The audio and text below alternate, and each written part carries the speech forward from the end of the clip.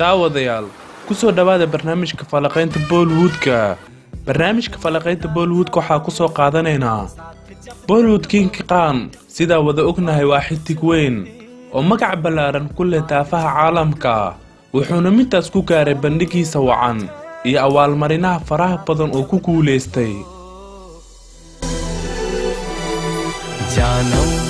देख लो मिट गई दूरियां मैं यहाँ हूँ यहाँ हूँ यहाँ हूँ यहाँ कैसी सरहदें कैसी मजबूरियां मैं यहाँ हूँ यहाँ हूँ यहाँ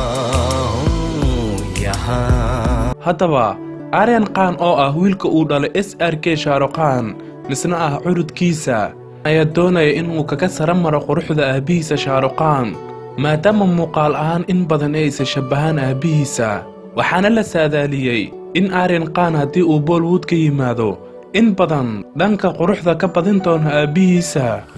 Khan waa ninka la yiraahdo boqorka Bollywoodka waa ninka ku kalifa dumarka in jecel tartiis ay lugihiisa ay u qabsadaan waxaan hadaladiisa jecel xaqiijiyo oo wax ka bartay madaxweynihii hore ee dalka Mareykanka Barack Obama hadda ka hor intii maruu tagay khudbadii uu ka jeediyay wuxuu ku furfurtay hadaladii Khan as one nation. And it's when all Indians, whatever your faith, go to the movies and applaud actors like Shah Rukh Khan. You know, and when you celebrate athletes like Milkha Singh or Mary Coleman. And every Indian can take pride in the courage of a humanitarian who liberates boys and girls from forced labor and exploitation who's here today. Kailash Satyarthi, our most recent winner. Aryan Khan ayaa la arkay asagoo feero qaaban waxaan dadka falanqeeya aflaanta ay leeyihiin wuxuu ka qurux badnaan doonaa Aabihiisa Khan oo ah boqorka Bollywoodka. Aryan Khan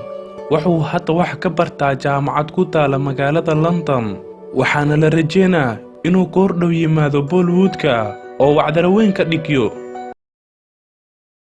कैसी मजबूरियां मैं यहाँ हूँ यहाँ हूँ यहाँ हूँ यहाँ कुछ तुम बोलो कुछ हम बोले ओ ढोलना दो पल रुका ख्वाबों का कारवां और फिर चल दिए तुम कहाँ हम कहाँ